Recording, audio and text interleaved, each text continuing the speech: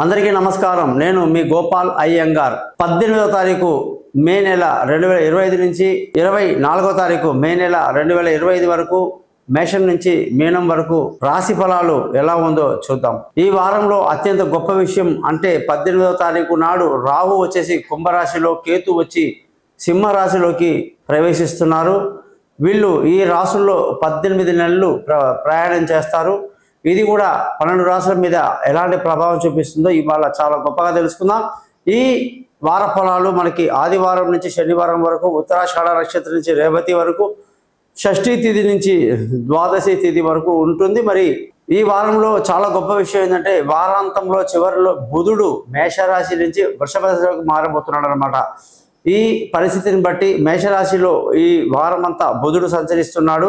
సూర్యుడు వృషభ రాశిలో, గురువు మిథున రాశిలో, కుజుడు కర్కాటక రాశిలో, కేతు సింహ రాశిలో, చంద్రుడు మకరం, కుంభం, మీనం రాశిలో, రాహు కుంభరాశిలో, శని శుక్ర గ్రహాలు మీనరాశిలో సంచరిస్తున్నాయి. దీన్ని బట్టి 12 రాశులకు ఎలా ఉందో తెలుసుకోం.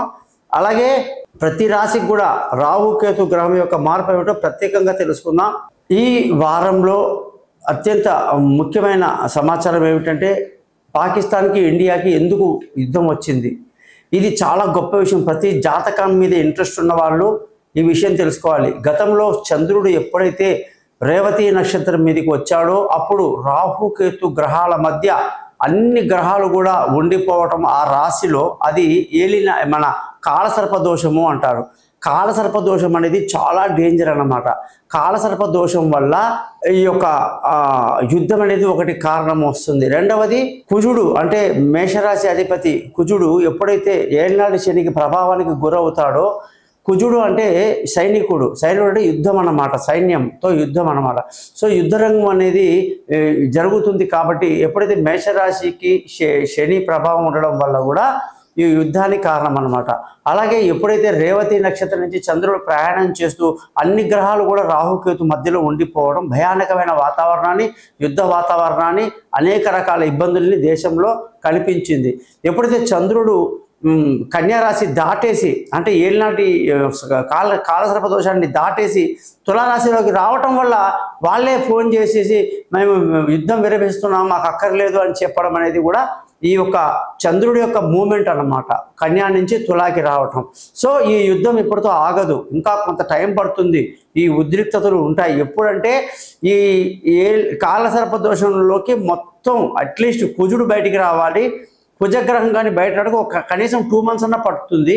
అలా ఏదైతే రాహు కేతుని దాటుకొని కిందికి గ్రహాలు వస్తాయో అప్పుడు కానీ ఈ యుద్ధ వాతావరణం అనేది పూర్తిగా పోదన్నమాట. ఆ విషయాన్ని అందరూ గ్రహించాలని తెలియజేస్తూ, రాహు కేతు తర్వాత ఒకే ఒక గ్రహం చంద్రుడు బయట ఉన్నా కూడా కాలసర్ప దోషం ఉంది అనే వాళ్ళకి ఇది చాలా ఇంపార్టెంట్ విషయం. ఏంటంటే చంద్రుడు కానీ ఎప్పుడైతే బయటికి వచ్చేస్తాడో రాహు కేతు నుంచి అప్పుడు ఖచ్చితంగా ఈ యొక్క కాలసర్ప దోషం అనేది తొలగిపోతుంది అన్నమాట. ఓకేనా?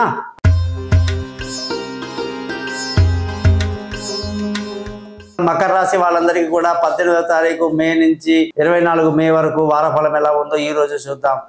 మకర రాశి అంటే మనకు చాలా ఫేవరబుల్ రాశి అయిపోయింది. ఎందుకంటే 1-2 అన్ని గ్రహాలు ఒకేసారి అనుకూలంగా ఉండి మకర రాశి వాళ్ళని దుమ్ము దులిపేస్తున్నారు మార్కెట్లో. అందుకే నేను చాలామంది మకర రాశి వాళ్ళని కలిసినప్పుడు కేవలం అన్ని గ్రహాలు అనుకూలంగా ఉండడం అనేది కూడా దిష్టి తగులుతుందేమో అనిపిస్తుంది. దానికి తోడు ఇప్పుడు రాహు ఏం చేశాడు, 3వ ఇంట్లో ఉండి చాలా ఫేవర్ చేశాడు. రాహు కాస్త ద్వితీయంలోకి వచ్చాడు, ధనస్థానానికి వచ్చాడు. ధనస్థానంలో రాహు ఉంటే ఏం చేస్తాడు, ధనాన్ని వృధాగా ఖర్చు పెట్టిస్తాడు, కుటుంబంలో కాస్త అలజడి ఇస్తాడు, 1.5 years ఇస్తాడు. అలాగా ఇదేంద్ర బాబు అన్ని బాగుంది కదా, శని బాగున్నాడు, అన్ని గ్రహాలు బాగుందని చెప్పారు గురువు గారు లాస్ట్ వీక్, ఇప్పుడు ఏదో రాహుని తెచ్చి చంపేస్తున్నాడు ఏందని అనుకోవద్దు. రాహు గ్రహానికి రోజు మంత్రం చదువుకోవడం, రాహు గ్రహాన్ని సంతృప్తి పరచడం వల్ల అనేక ఇబ్బందుల నుంచి మనం బయటపడిపోతాం. దాని గురించి నన్ను జాతకం కూడా కాంటాక్ట్ చేయండి. అలాగే అష్టమంలోకి కేతు వచ్చాడు, అది ఇంకా డేంజర్. అష్టమ కేతు అంటే ఏం చేస్తాడు, అనారోగ్యానికి ఇబ్బందులు, చర్మ వ్యాధులు, స్కిన్ ప్రాబ్లమ్స్, లేనిపోని హెల్త్ ఇష్యూస్ అనేది తెచ్చిపెడతాడు. అది కూడా జాగ్రత్తగా ఉండాలి. ముఖ్యంగా ప్రయాణాలు, వాహనాలు నడిపేటప్పుడు జాగ్రత్తగా ఉంటే కేతు మనకి జోలికి రాడు. అదొక కేతు గ్రహానికి కూడా మనం రోజు మంత్రం చదువుకోవడం అనేది ఈ యొక్క మకర రాశి వాళ్ళకి ఇప్పుడు జరగబోయేటువంటి సూచన. అలాగే మానసిక ఉత్సాహం బాగుంది, కుటుంబంలో సంతోషం ఉంది, ధైర్యం బాగుంది, విందులు వినోదాల్లో పాల్గొంటారు, ఆనందంగా గడుపుతారు. మకర రాశి వాళ్ళకి ఏమీ తగ్గేదే లే. కాకపోతే రాహు సెకండ్ ఇంటికి వచ్చేసరికి ఇబ్బంది పెడుతున్నాడు. అది జాగ్రత్తగా చూసుకోవాలి. ధనాన్ని వృధాగా ఖర్చు చేస్తున్నామన్న ఆలోచన ఉంటే చాలు, దాన్ని మనం అదుపులో పెట్టవచ్చు.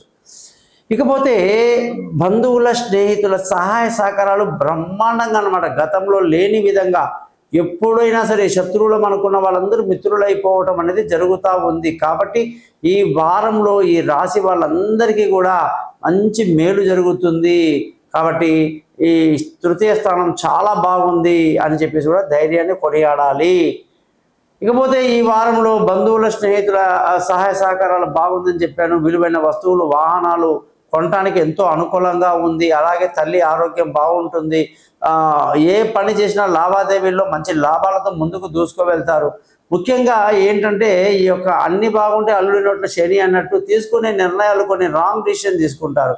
పిచ్చిగా చెప్పుడు మాటలు వినడం కానీ రాంగ్ డిసిషన్ తీసుకుని తొందరగా పడితే ఇబ్బందులు అయిపోతాయి.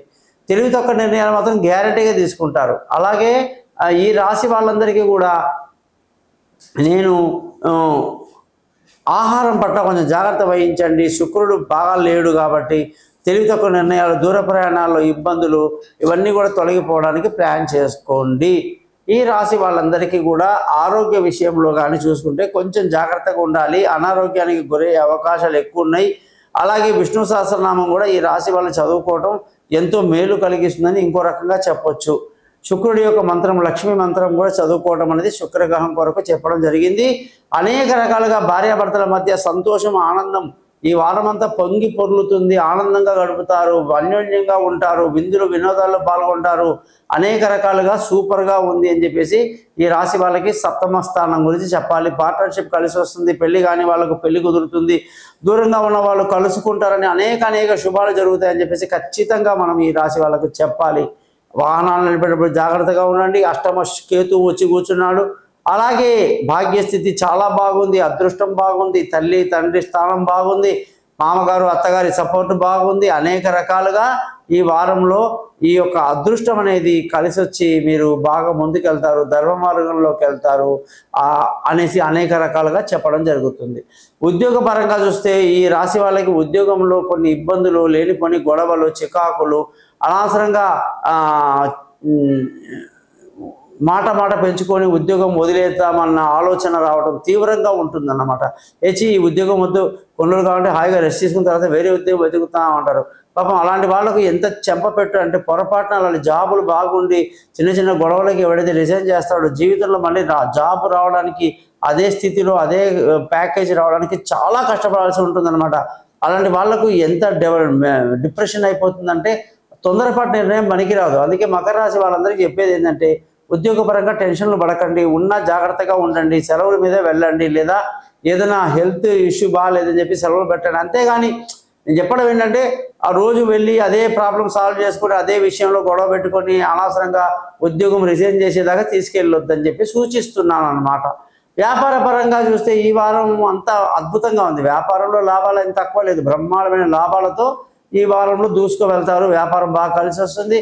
ఖర్చులు బాగా అదుపులో ఉంటాయి. ఈ రాశి వాళ్ళకి అన్ని రకాలుగా బాగానే ఉంది. మీరందరూ కూడా మకర రాశి వాళ్ళు కూడా జాతకం తెలుసుకోండి. తెలుసుకోవడం వల్ల మనకి లేనిపోని ఇబ్బందులు రాకుండా అన్ని గ్రహాల అనుకూలత కొరకు మనం మంచి పరిష్కారాలు చెప్తాం. ఈ ఛానల్ని మాత్రం సబ్స్క్రైబ్ చేయడం ఏమాత్రం మర్చిపోవద్దు. మీ గోపాలయ్య గారు, నమస్కారం.